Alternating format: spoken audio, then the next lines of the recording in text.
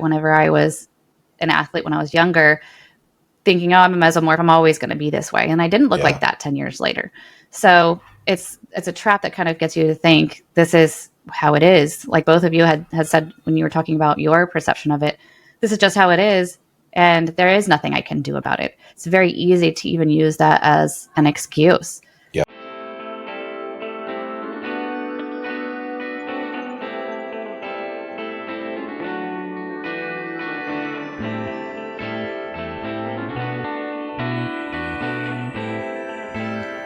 All right, welcome to the Bacon Bibles and Barbells podcast.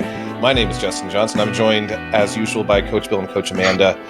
Today, we're going to talk about body type myths, the old 3 body types just thing. It was so popular in the 90s and early 2000s, and everybody thought that should affect how you train, how you eat, probably how you sleep. I don't even know. But like, I remember reading about it and being like, oh, yeah, I'm totally an ectomorph. Which we'll talk more about that, because actually what I want to ask all of you guys, and I'll give my experience with it, is, what did you believe at the time and how did that limit you? Because it was definitely something that I fell into and is not true. And we'll just get further into that soon.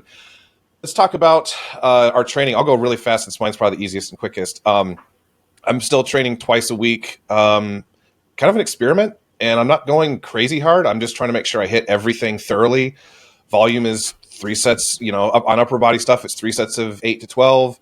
Lower body, it's been like usually 3 sets of, similar rep ranges, but sometimes like 3 sets of 5 on RDLs. I've been doing that just to keep it more concise. Front squats, it's actually been like 3 sets of 3, I want to say. It might have been 5, I don't remember. And then like leg press did like 6 sets of 3. Not crazy heavy, just heavy enough.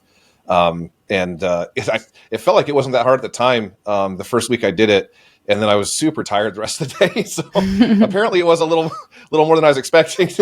I'm also supersetting it, so that does make it kind of more fatiguing, but I kind of like to work on work capacity. I kind of underate the last few weeks, and I've lost a few pounds, like I mentioned.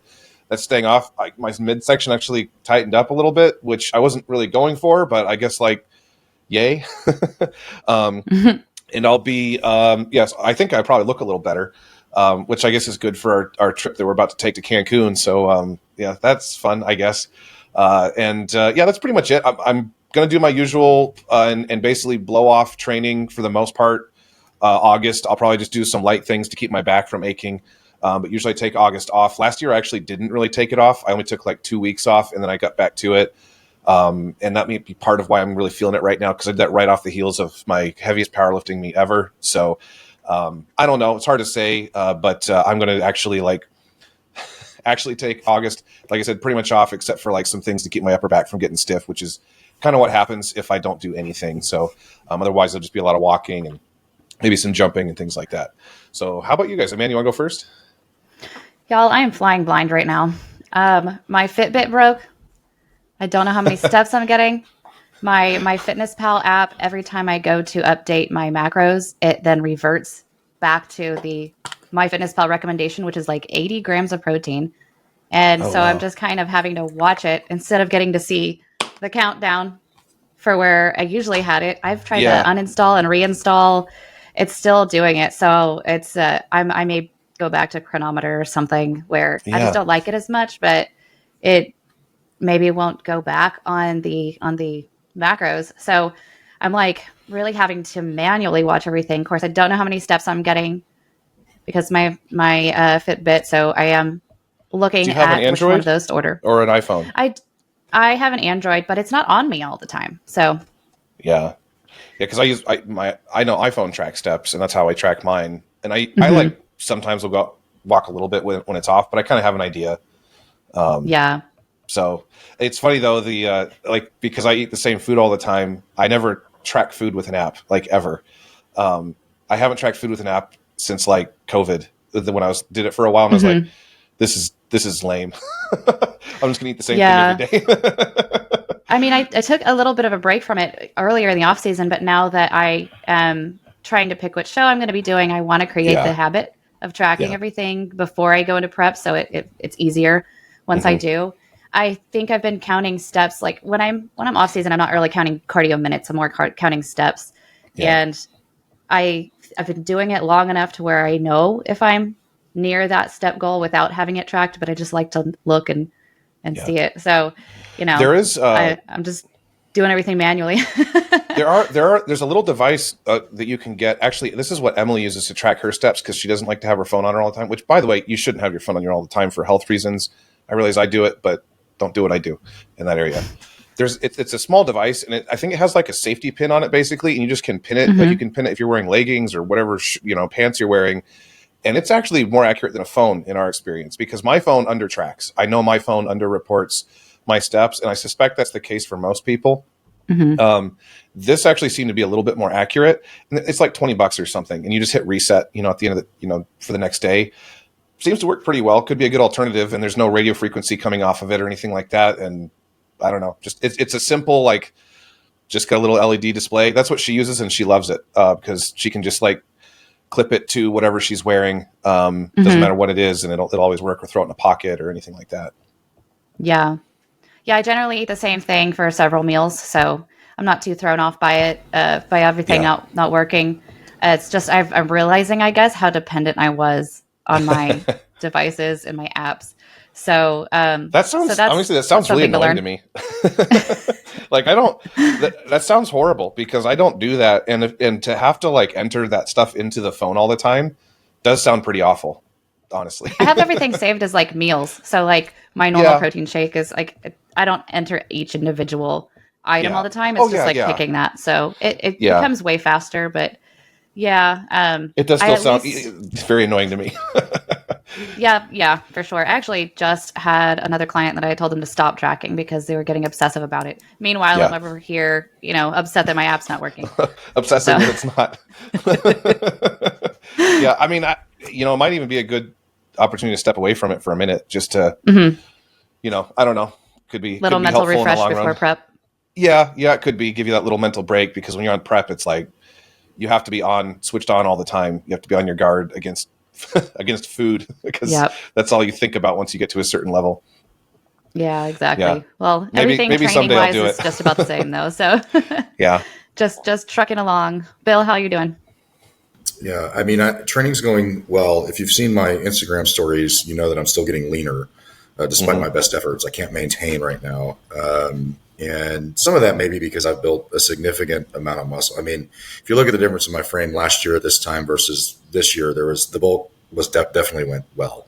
And I think that's probably because of the work capacity increase. I was able to work muscles 4 times a week, which is something I haven't really been able to do before, and with significant volume. And so for bigger muscles, at one point during the bulk, I was recovering enough to do 16 to 20 sets, for chest and back, which is really significant. And so all that has helped. I just can't seem to find the sweet spot between my appetite and maintenance. So trying to figure that out. And I do the same thing. I eat a lot of the same stuff. I mean, I have probably 3 meals a day that are, 93 or 7 or 95.5, grass-fed beef with a little bit of raw cheese and some grapes or blueberries. Big fan of polyphenols for people that are looking to be health conscious. Blueberries are an excellent source of them.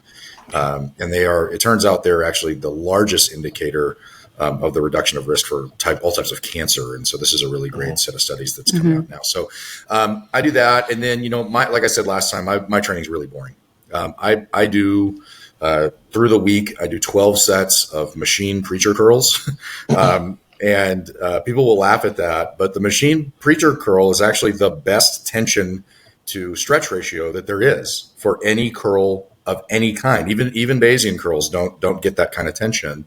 And so if someone's looking for a way to simplify their bicep training, just allocating volume to the machine preacher curl is probably one of the best things they can do. You can go really heavy on it, and there's tension all the way through the movement. So I've really enjoyed that, and it's tough. I mean, it's a tough deal when you get real heavy on those. So the only other thing is I was miserable today because I had my RDLs today, and I am using heavy dumbbells for mobility's sake. And good grief, when you get 11, 12 reps in, it is just a if you're going deep. Yeah. Oh my goodness. It's a different kind of burn. Oh, it's horrible. And I purposely don't lock out when I use dumbbells because, I don't have to. It's a little different mobility wise with a barbell. And it is just my glutes and hamstrings feel. I sweat. I'm pouring sweat by the end of the set. Yeah. I'm out of breath, and it's tough. So I do them between my lateral raises because that's the only thing that I can really do along with them, or I'll die. The other thing is I've made significant progress in my hip mobility with Cossack squats. I've really, really enjoyed adding these in. Mm-hmm. I had some ankle and hip mobility problems laterally. Yeah. I broke my ankle a long time ago, and so it stiffened up. But doing the weighted Cossack squats and a long hold at the end has really, really helped. I am so surprised by how well I move now, and I don't get the same back pain. I don't get the same hip pain. And so I would recommend anybody, do those if they've got any kind of hip or ankle things. But other than that, it's pretty boring. Nothing really to write home about, just basic movements. I did get to do the hammer strength machine today, which I love, the plate loaded hammer strength. I was doing 335 for sets of 9 and 10. And wow, what an amazing machine. The chest press? Yes, the flat. Yeah. Well, it's not flat. It's low incline. It's about a 10-degree incline. Yeah. And it is just phenomenal. The flat phenomenal. or the flat incline or decline, honestly, in my opinion, all three of them, the hammer is it's like I don't have it because I have a huge home gym, but I still have to be a little choosy. And that is one piece of equipment I've considered trying to make room for because of how good it is for chest development. And I have a tiny chest. Having it wind up all the way deep into the stretch and having tension from that deep stretch all the way out to the top at the convergence is just wild. It is the pec pump is insane. The work and it's so easy on your shoulders too. Yes. Like you do, I've never had shoulder pain using those things. Yeah, I will say that when I hit the 375 bench, several months ago, I had just been doing the hammer strength machine. Yeah. I had been doing nothing else. I had not done any flat bench with the barbell, and I got back on there, and I felt stronger than ever, probably because my shoulders weren't blown out and my chest had developed some. And so I really love that machine. I just can't say enough about it. I actually had somebody online be mean to me and tell me I had flat pecs. And so I was like, whatever, I'm going to work on the hammer strength machine. By the way, that's genetic. That's not something anyone can help. So, that machine, obviously you can go far lower on that than you can with a barbell incline. But also if you're using dumbbells, there's a tendency to go too far out because the weight gets too heavy at a certain point. So since that keeps it on a track and it converges, you get a full contraction and a full. And I have really high clavicles. My clavicles are here. And so I guillotine press because I can't stretch my chest otherwise. I can't come down to this level. I don't get it. It stops, right? I just have a physiological stop there. And so I have to go really high to stretch my pecs out. And so being able to position that high up without any of the shoulder weirdness and stuff is it's pretty great. Yeah. Yeah. It's a pretty sweet tool. Cool. Well, let's get to our topic today. So the body type, I don't even know if there's a scientific term for it. Well, it's unscientific. Well, it's a theory, somatotype theory. Somatotype theory. Yeah, somatotype. Thank you. Yeah, it's a theory, and in my opinion, is just completely disproven at this point. So, Bill, maybe since you're the most certified and maybe even certifiable person here, would you mind explaining the three body types, what they're called, and what the claims are about them? Yeah, so the three body types are ectomorph, mesomorph, and endomorph. And basically the theory sort of goes like this. There is in ectomorphs, right? There's a greater amount of bone density and a lesser amount of muscle density. And so the substrates of fat around the muscle don't develop as well, and neither do the fibril tissues. And so fibrils and fibril cartilage don't develop as well in ectomorphs, according to this theory, because of the lack of bone density that they are sort of naturally born with. And so these would be, hard gainers, right? Yeah. Folks that have a really hard time gaining weight and stereotypically not as narrower shoulders, narrower shoulders, hips. narrower chest, narrower hips. They don't have a big quad sweep. They have really, they have a really deep indentation on the insertion of their knees. And things like that. And of course, thin wrists and thin ankles, right?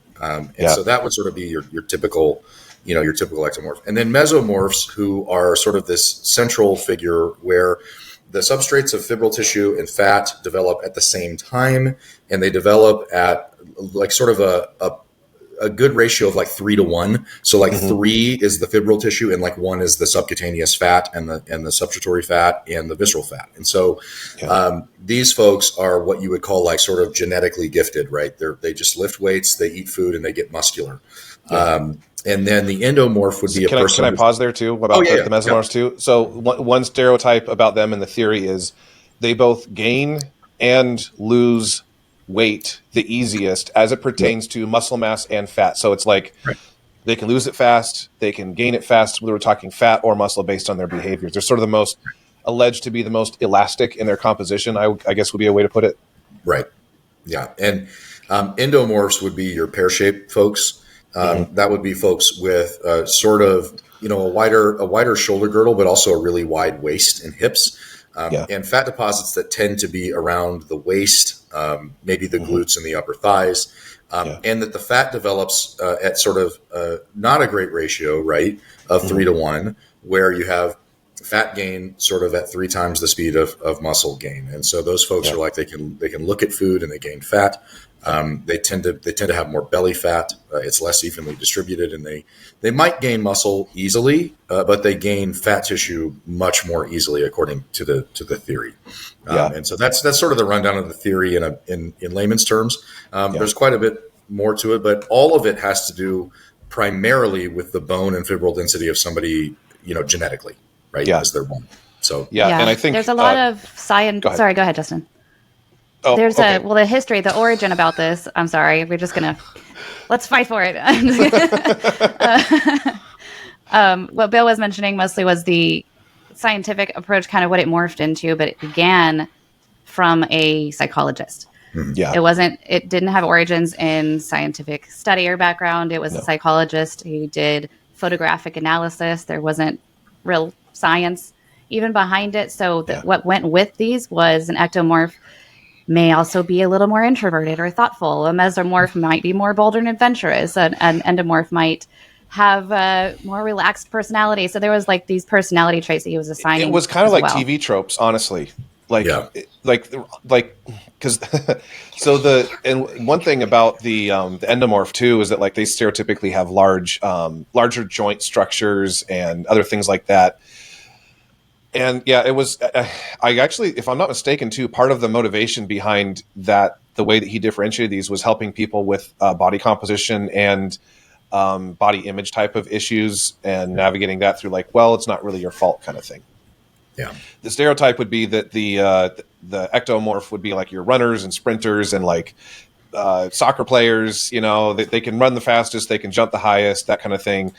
Maybe they'd be good at basketball or things that involve power and speed of the human body, but they don't move weights, manipulate their environment. I guess you could say as much. Mesomorphs being the like bodybuilder like stereotype. They have balanced proportions, wide enough shoulders, narrower in the hips. Generally, all around athletic. They could potentially do well in various positions, almost any position in like football or something like that. Probably not going to be the fastest on the track, but you put a little muscle mass on them and they still don't really slow down. So hence they can still be a good football player or something like that, or rugby, that kind of thing. Something involving power, but you have to like really have some, I would say, some weight behind it. Good for, maybe middleweight power lifter and strongman, that kind of thing. They can move. And then the ectomorph would be your like, totally unathletic. So a power lifter, a super heavyweight power lifter, walks up a flight of stairs and gets totally out of breath and is basically done for the day. But they can squat 1,000 pounds on demand. That's like the extreme stereotypes of them. And there was a weird thing about their personalities too, like the bigger guys being like almost jovial and the smaller guys being, almost timid. And then you get the guy in the middle where it's like, he's, maybe he'd be good in sales because he's kind of a good balance or something like that. And honestly, it's almost like you're talking about like Chris Farley at the top end, and you got Arnold Schwarzenegger in the middle. And then you've got, I don't know who at the bottom I can't think of anybody on TV that like, but think of your shy, like a nerd, your introverted nerd types. And I want to kind of talk through my experience of this, because I think my experience disproves this whole thing more than like anything else. In the sense that I think that these could be useful in a way to describe someone as they are, but not as they have to be. It's someone that is a product of their habits and environment and how they generally may present themselves at a given moment, but that they can transform from one kind to the other.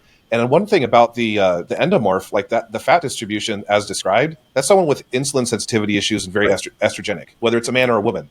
That midsection fat deposit, like that is an estrogenic person who has insulin sensitivity issues. Like full stop. That's generally what you're going to see. If you have the sort of, because there's different kinds of fat, you can tell by looking at people where it's stereotypically that like almost watery fat, it doesn't support itself kind of thing. That's usually a very estrogenic environment because your fat will actually hold more water. Like it actually is more watery. The fat cells hold more water, and it actually makes it harder on the body because for the fat that you hold, you actually weigh more. So it really stinks. Now, my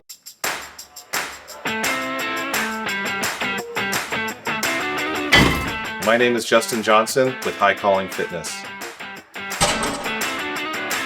Maybe you're tired, gaining weight, waking up with joint pain, back pain, and a body that just doesn't feel like it used to. You've tried to fix it, but nothing seems to last. What if you don't need another app or crash diet, but a real coach, someone to meet you where you're at and walk with you step by step? At High Calling Fitness, our coaching comes to you wherever you are. No matter where you live, small town or city, across the country or across the world, your health still matters. You don't have to go it alone. We build personalized plans based on your goals, your schedule, and your equipment, even if it's just a set of dumbbells in a small space. This isn't just training, it's a personal partnership. You'll get weekly updates, one-on-one access to your coach, and ongoing support through Zoom and Slack every step of the way. We're here to help you build strength, restore energy, and claim the life you were meant to live. Book a free consult today. Let's talk about your goals and see how we can build something better together. High Calling Fitness, built for the everyday, ready for the extraordinary. Experience, stepping back, I was quiet, introverted, extremely skinny. I do not have a large skeleton. I have small hands. I have small joints. I have thin wrists. I have thin ankles. All my joints are slight. I'm average height. I'm 5'11", but I weighed 135 pounds up until I started taking this stuff seriously. And I would bet you that if the same psychologist were to see me 10 years ago, he'd be like, oh yeah, clearly an ectomorph. This guy can't gain weight. He's always going to be quiet. He's always going to be whatever. If he saw me now, he would probably say I'm a mesomorph because I do speak more. I don't come off quiet and introverted, and my body type kind of looks probably more like a mesomorph, but my skeleton didn't change. I can't really influence that. I just packed on muscle tissue, and I have a higher body fat than I used to as well to go with it. And so someone like that subscribes to this would go like, oh, well, that probably looking at me would go, hey, this guy must be a mesomorph. He's like, must be, easy for him to put on muscle and all these types of things, which is, I wouldn't say is true about myself. A lot of what I did to transform myself was behavioral. I wasn't eating enough food. I wasn't training enough. I wasn't doing the things I needed to do to change my body. And I would bet you I could become, an endomorph if I decided to stop training and eat sugar all day. Like I would probably present that way quite readily. So you can go from, I think in a way, the best credence I'll give to it is you could go from one to the other, potentially, but that you're not locked in. And I would bet you guys probably have a similar experience. Do you want to kind of elaborate on that? And I'll say this too. I read about this stuff when I was like an early teenager and was like, oh, well, this is the way it is. So my goal will just be to be generally fit, but why bother trying to put on muscle mass? Because I could never do that. It's a fool's errand. And in several months of training, disproved that when I squatted 405 pounds, like 8 months into training, from being super skinny and having not really dedicated myself to squatting at all in my entire lifetime. Like I'd squatted before, but I'd put like 135 on there and do like a few sets of whatever. Be like, oh, that was hard. Now I'm really sore. I'm not going to do that again. And then I'd go chug a protein shake and on training day, and that was it, and wonder why I didn't grow. And then go back to my 1,500 calories a day diet, which is about what I was eating before all this. Yeah. So Bill, how did you present before, and what changed in you? Yeah, so I was extremely hyperthyroid as a kid, and so I was probably 110 pounds. And so I would say initially I thought, oh, I'm an ectomorph, and then when they treated my thyroid, I would put on fat easier. And so I was like, oh, I must be an endomorph. And I went sort of back and forth on that. And I really struggled with food because of that influence, right? Because I was like, no matter what I do, I'm not going to look the way that I want to look because of the way that my body develops, et cetera. And of course, over time, you learn that's incorrect. And so when you learn from a physiological perspective how fat develops in the body, both subcutaneously and in the substrates of your muscles, what you learn is that the more tissue there is to support, the more fat is built in those tissues initially upon weight gain versus like in subcutaneous areas like the belly and things like that. And so if you have, if you have an environment that's anabolic, and you have a great deal of muscle tissue, when you put on weight, your gut is probably going to stay pretty similar until you've gained about 10 to 15 pounds. And then you might see some softness in the belly. Everything else is going to go to those big areas of muscle tissue that have fat substrates that help support the muscle and its recovery. And so that's one thing that people don't know maybe about the muscle is that, the fat in the muscle is what helps its recovery. It's its recovery mechanism. And so, for me, it was really limiting because I only limited myself to sort of the big three in the gym. I didn't do enough accessory work.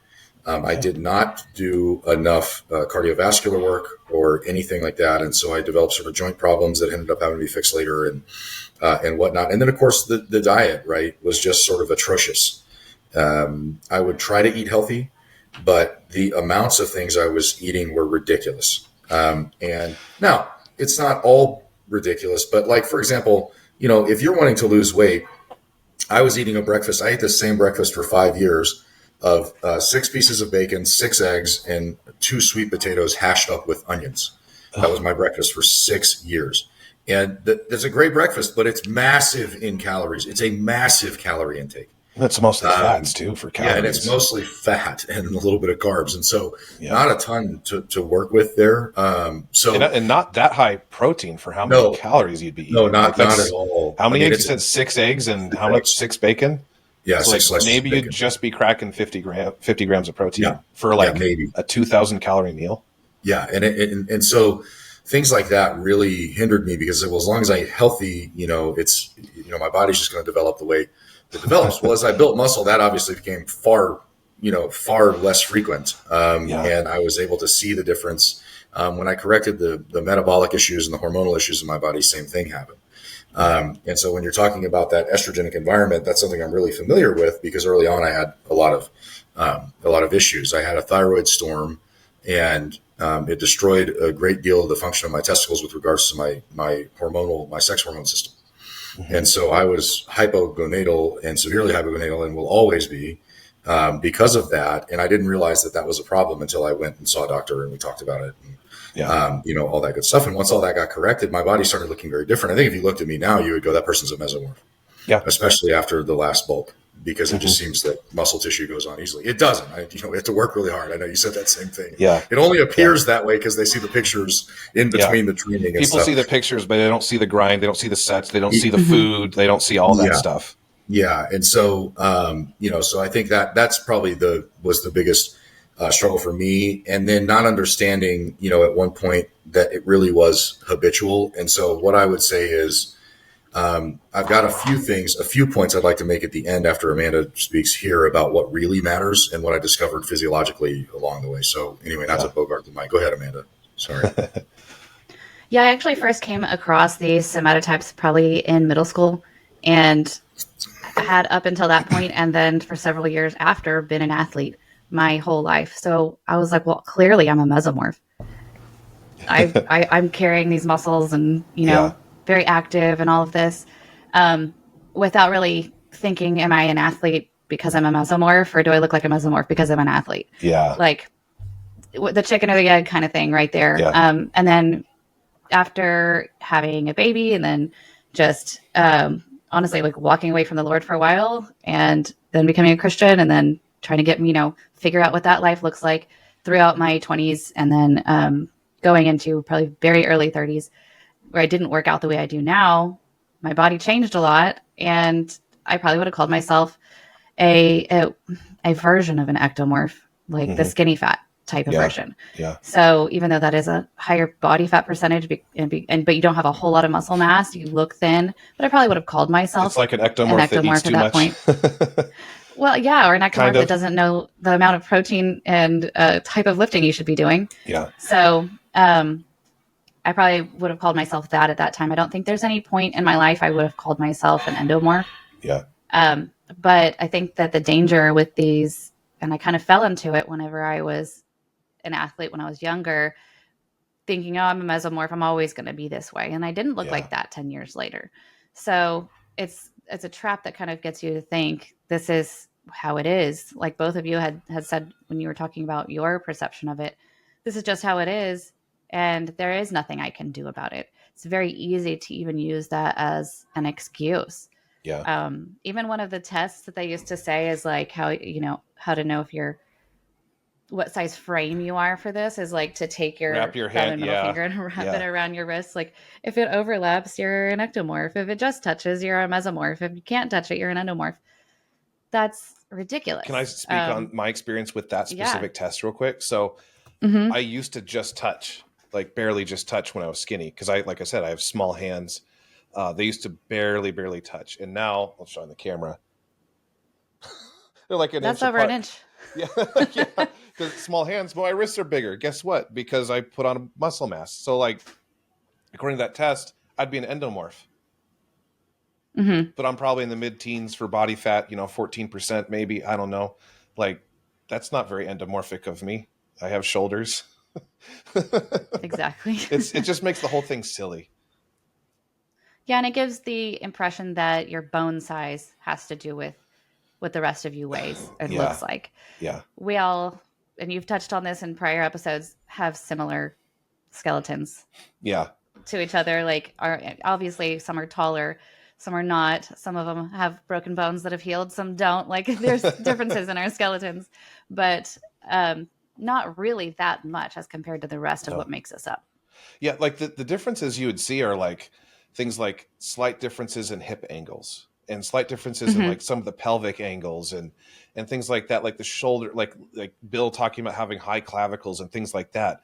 But if you were to take a 1,000 x-rays of 1,000 men and 1,000 women, and it's just the x-ray, you couldn't see what their outer proportions were, you'd probably kind of assume they were all like the same person, like looking like the same person or something. You wouldn't really tell much difference if you just sort of like shrunk them down to size. Like the biggest difference would actually probably be the like torso to leg length ratios and like arm lengths. That's probably the biggest variety we're looking at. Like I have short legs, really long torso, like very exaggerated, and like kind of like almost the stereotypes of a like an Olympic weightlifter, except for I don't have short arms.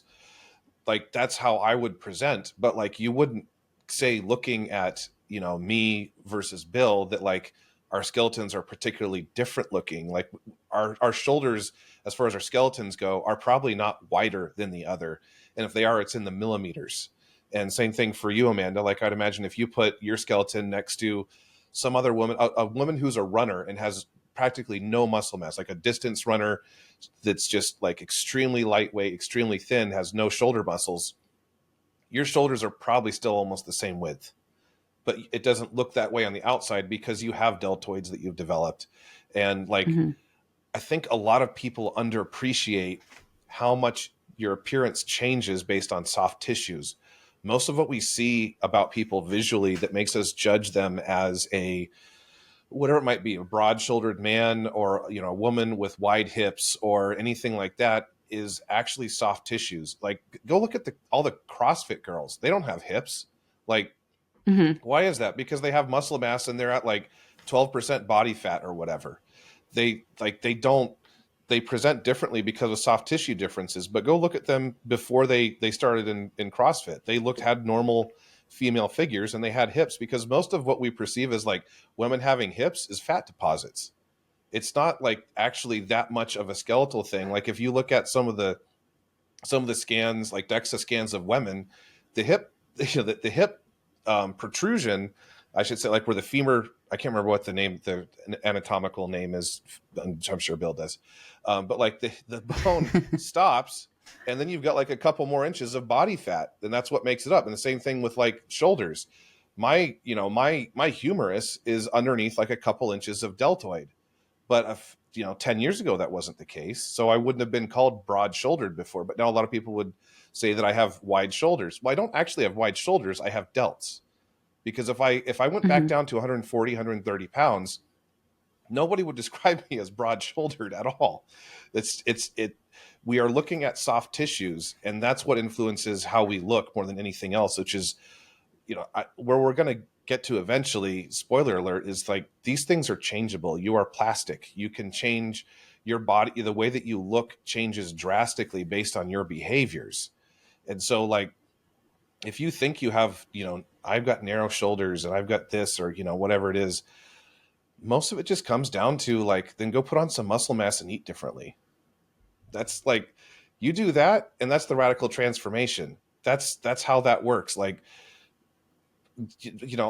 I doubt, like several years ago, I remember you posted a before and after picture a while ago, Amanda, where it was like picture of you on stage, probably your last show, I imagine. And then you, like, I don't know how long ago it was probably several years ago.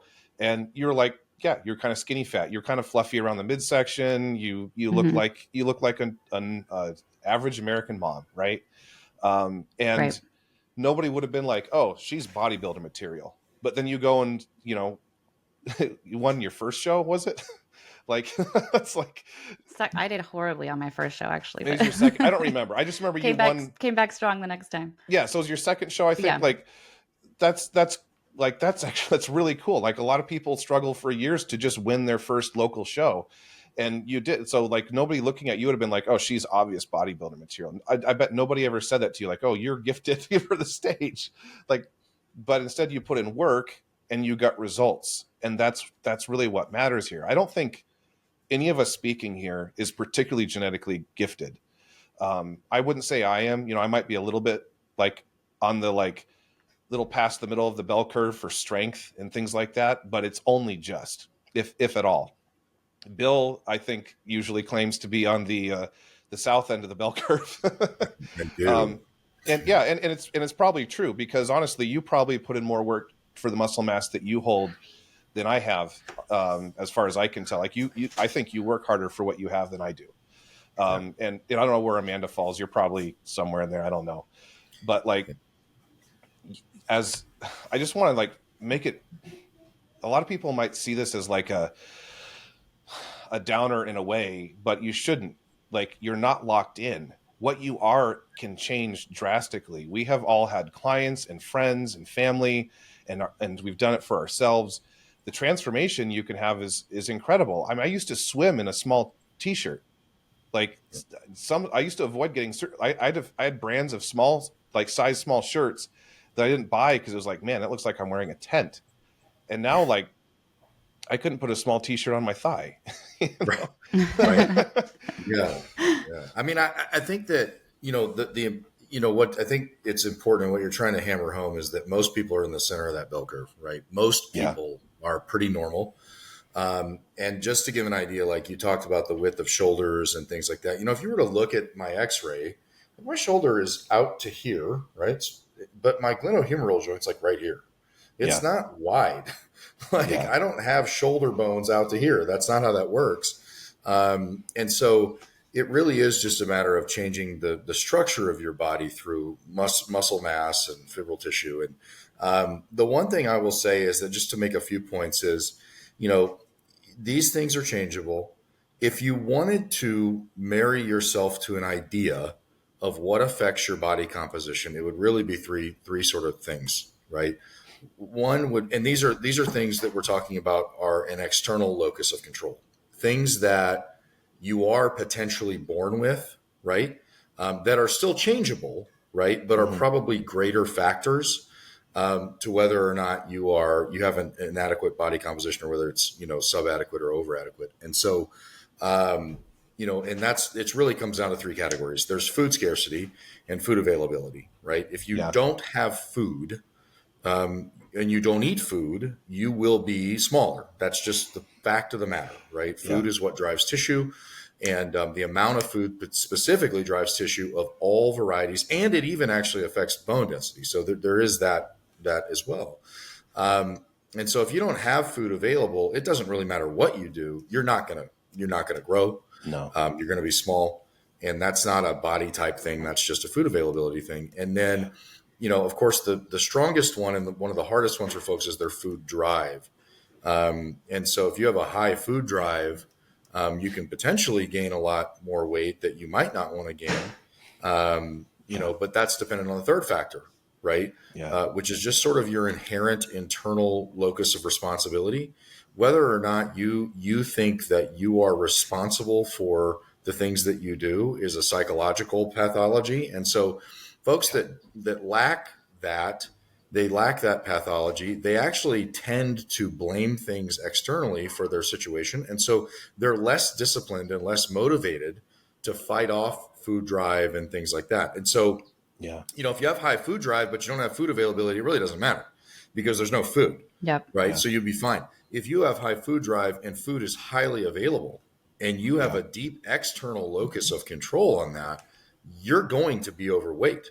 I mean, it doesn't matter. There's no argument. You will be overweight. And so because you will eat more than you should forever. Right. But those things, even those three things are controllable.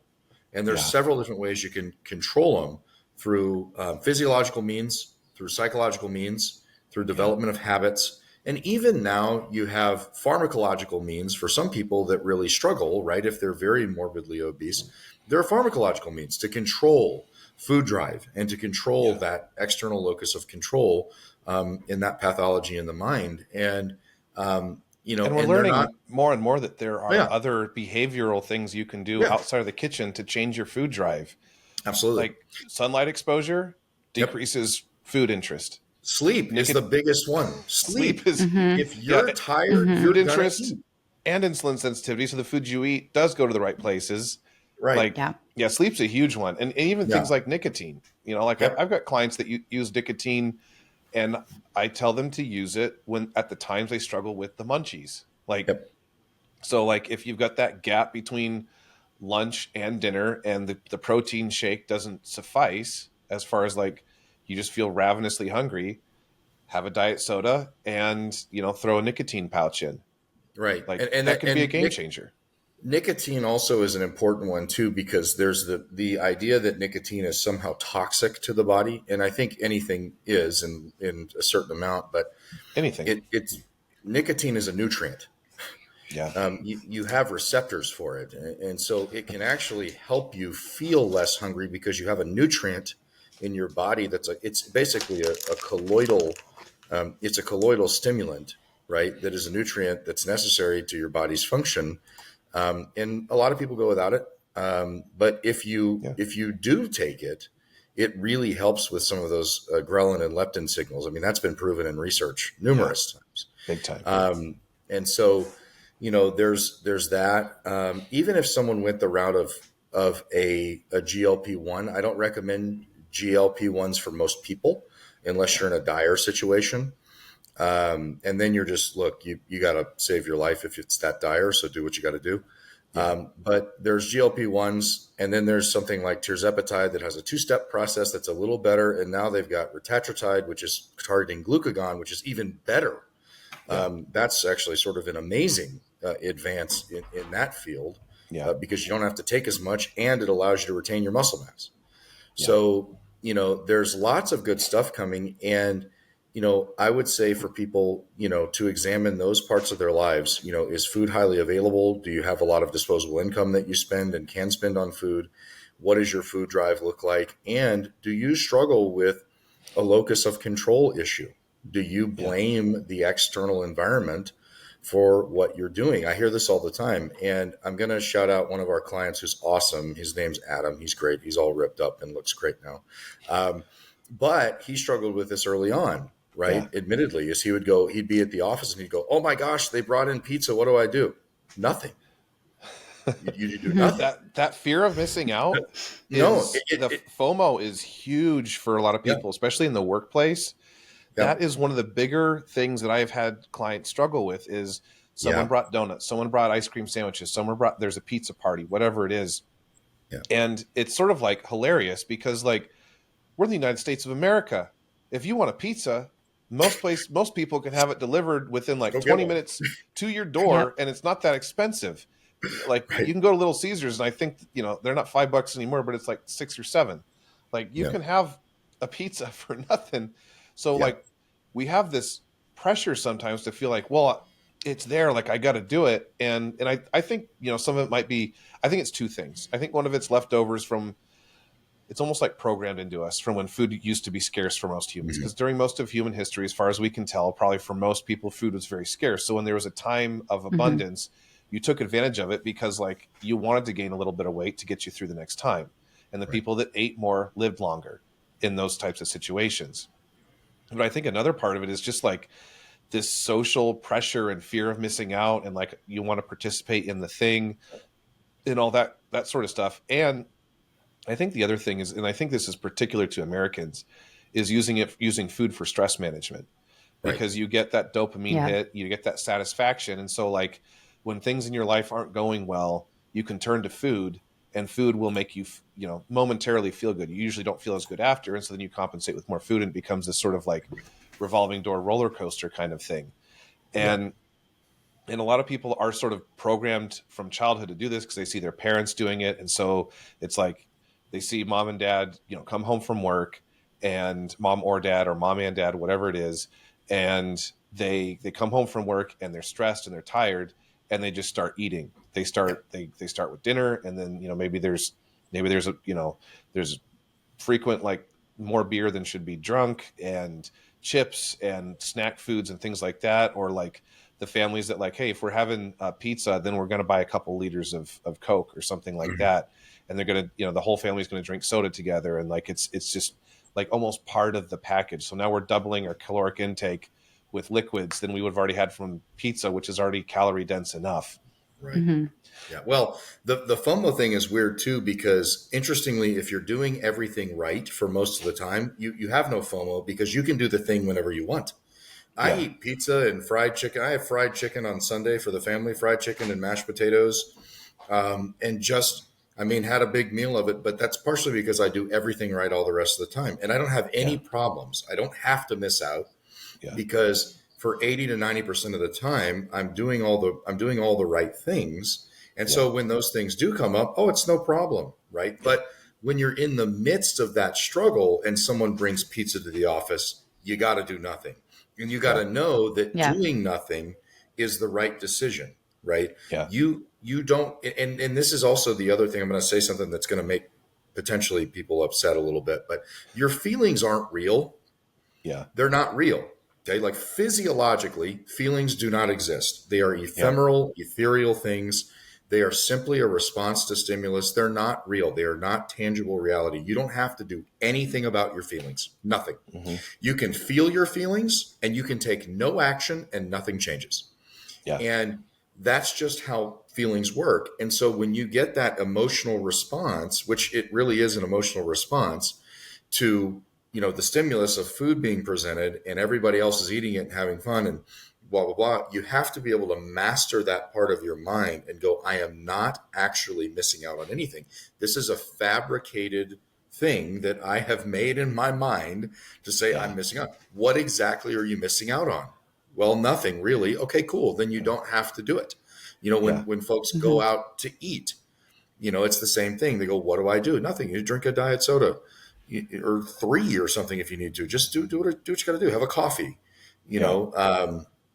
know, whatever. You don't have to take that action, but I think that's why it requires deep examination. The other thing is it requires a ton of compassion. So coaches are a great source there, because coaches should be having compassion for your situation and Yeah. trying to help you understand why you do things, not being judgmental to you about it, not just, slamming you or beating you up about it, but instead going, hey, look, you're doing this because of X. I have this Yeah. conversation with Hmm. people all the time.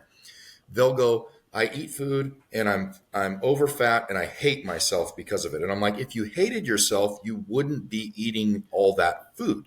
You don't Yeah. hate yourself. You love yourself. And the problem is that you think you ought to be able to eat and do whatever you want and look whatever way you want. It's a deep-seated psychological issue. And so I think those things are probably worth the most examination, but I would say this, and I would ask this question to Amanda, given that you've been through preps and we know what that's like. When it comes down to the end of a prep, right? How strong are your emotional reactions to basic stimulus with food? Yeah, I mean, it would be easy to be ravenous for something. You have to say no. Yeah. And it's a repeated. I was going to say about what you said, that doing nothing is something that you should do, like a pizza party at work, for example. The first time's really hard, Yeah, but the more you do it, you're reinforcing that pathway and it becomes easier to do, which really is how bodybuilders get through that end of prep. You've literally been saying no to things for 16, 20 weeks. Yeah. It's just a little bit longer. So it gets easier, at least as far as neurologically, the more that you make those choices, Yeah. even if it can physically feel very difficult at the end of a prep, or if you're just saying no for the first time, it feels hard. But when you get over that hump, you can celebrate that as a win Yeah. right. instead of regretting it the next day. Yeah.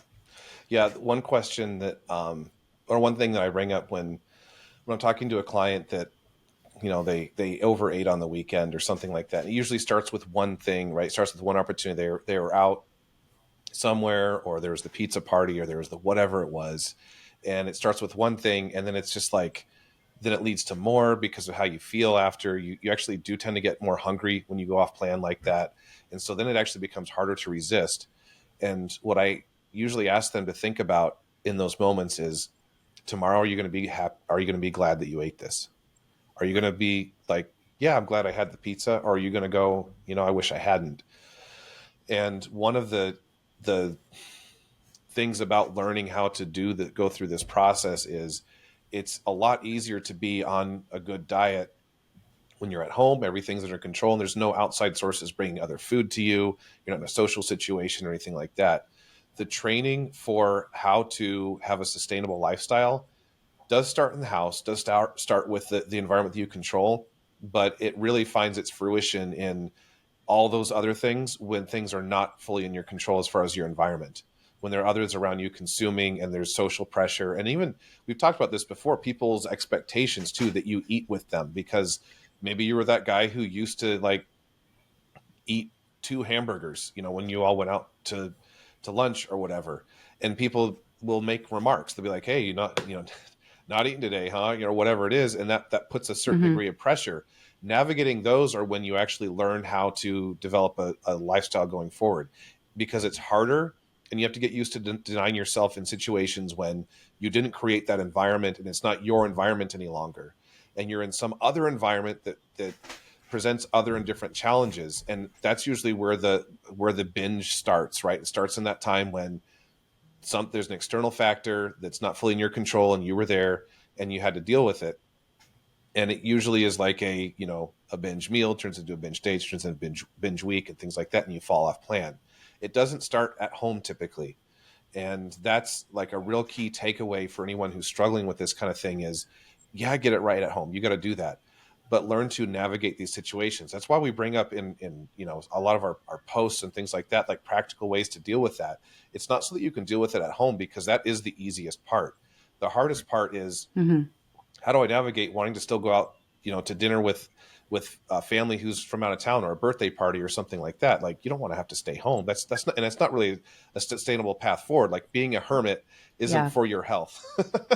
And so you have to find the way to navigate that. And the way to navigate that are practical tips and tricks and things like that, and making better choices when you're in those situations. Mm-hmm. And go to the restaurant. Like, my favorite one is still the easy is just like, bring a Fairlife protein shake, chug it in the car before you walk to the restaurant, go inside, go eat a salad. Your protein needs are already met, so you don't have to worry about proteins. So you don't have to even have like the chicken salad. You can just have a salad if you want, or get the chicken salad. Doesn't matter. Or maybe a soup, depending on the soup, not a creamy soup, but a broth-based soup.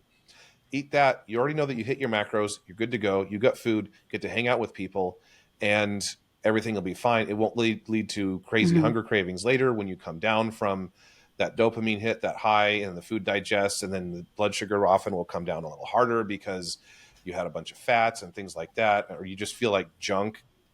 And one thing too that I've noticed for most people is when you are eating a small amount of food because you're dieting to lose weight, when you eat a large meal, such as, whatever it is, you have a bunch of pizza, you tend to feel like trash for like 2 days. Even and Hmm. that's not necessarily food that's like low quality, which pizza usually is.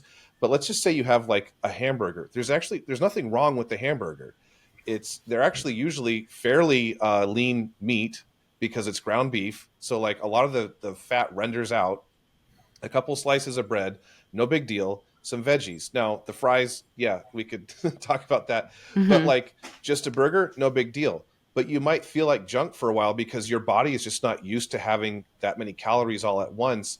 And so, like, I've had clients tell me, like, how come when I eat off plan, even if I equate the macros, but I had the like pulled pork sandwich, this just happened like a few weeks ago. Like, I had a pulled pork sandwich and I had low energy for like 2 days, lower energy than when they were eating on a very low calorie diet that I have them on.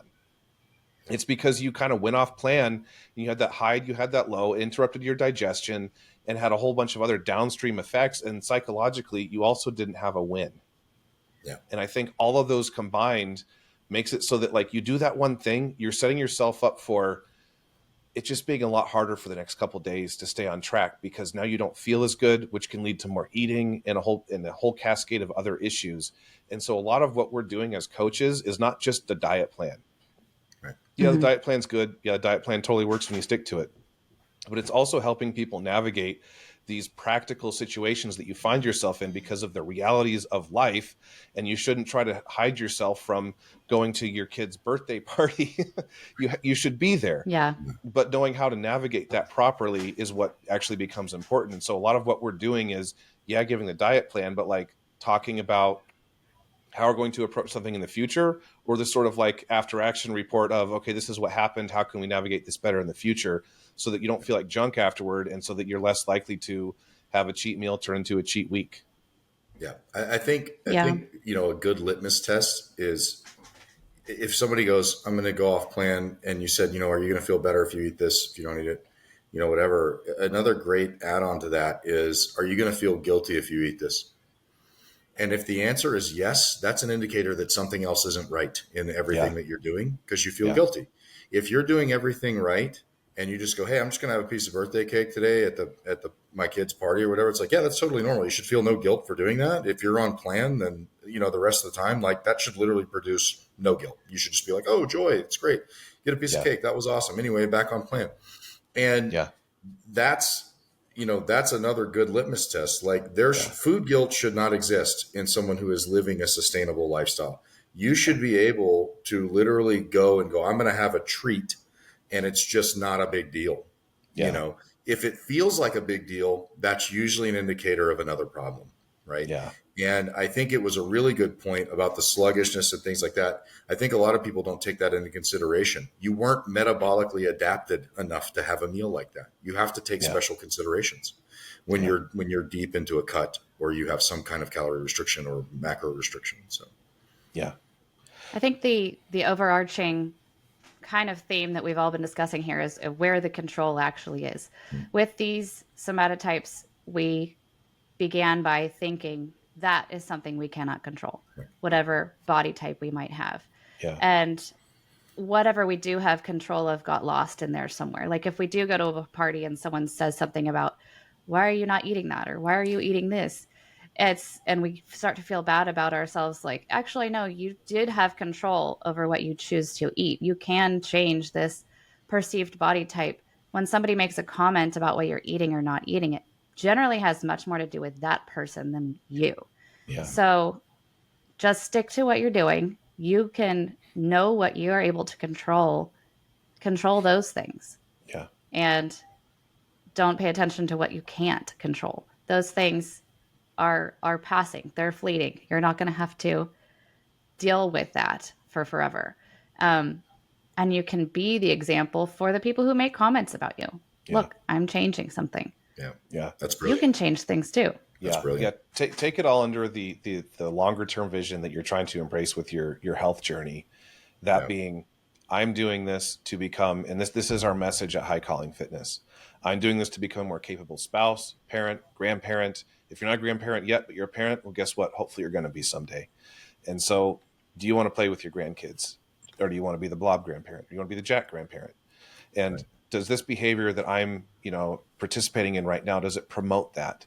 Take that longer term view. You take that longer term view, it does make things a lot easier because you go, well, like, I'm not going to be proud of this. I'm not going to be happy with having done this in the future. And so, like, take it all under consideration. And then the context of the present moment seems smaller. Yeah. Agreed. Yeah. Yeah.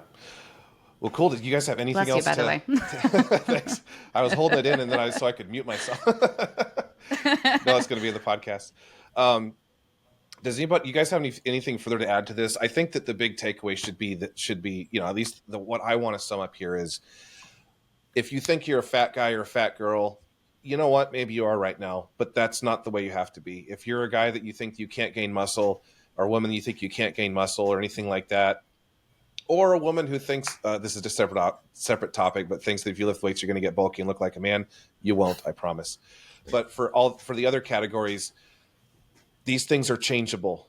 It's possible to change. Sometimes it's just really hard. And I'm not going to sit here and say it's just as easy for everyone else. It's not. It's not as easy for some people as it is for others. It was probably easier for me than it was for plenty of other people. And so, like, we could acknowledge that, but still also go, guess what? But you still have hope, because these things are things that you can change about yourself. You're not fixed in some reality that you cannot change.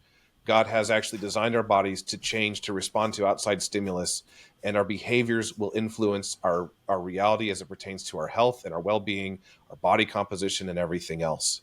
We know this to be true because we've observed it ourselves, because we have the scientific data to support it. And the kind of cool thing with all of this is, righteous behavior as it pertains to what we put in our bodies yields a better result physiologically, psychologically, and everything else. God has designed us to be blessed when we eat in a way that is healthy, when we do healthy activities, and he's caused us to bear negative consequences when we don't. It really does come down to that. And again, some people's consequences might be worse than others, and some people's results and the positive for good behavior might be better than certain others. That's okay. We all have different struggles, but that doesn't mean you can't overcome them. And if you're someone that's listening to this and you're like, I don't know how that looks, or, you're like, I doubt it, or whatever it is, schedule a meeting with us. Let's talk about that. Schedule a meeting with us. You don't have to hire us, but at least, like, we can give you a ray of hope and talk to you about how a future could look like, in which your reality is radically different, where you're not tired all the time, where you're not hungry all the time, where you don't feel irritable all the time, where you're not stuck getting weaker and having joint pain and other things like that could be perfectly preventable. Depression, all those things. These behaviors are more, like, scientifically in clinical study demonstrated to be more effective at treating depression, at treating your energy levels, at treating your hunger cravings and everything else, if you just change your lifestyle. They're way more effective than drugs. Drugs do not do what a good diet plan and what a good diet and good lifestyle behavior and training will do. No drug does that. There is no drug that can replace good behavior ever.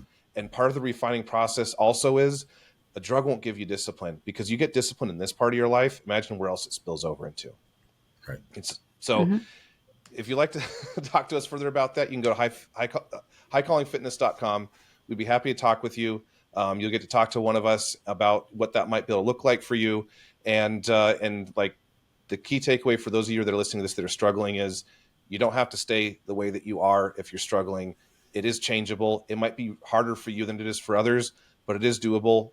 And as I've said so many times, you'll be very disappointed in your short-term results typically, but you will be shocked at the long-term progress you see over time with consistency. My mind has been blown many times for myself and for my clients still, as I see their transformations. And I'm sure it's the same for you guys. So please come visit us. And until then, gains and grace. Gains and grace. Gains and grace.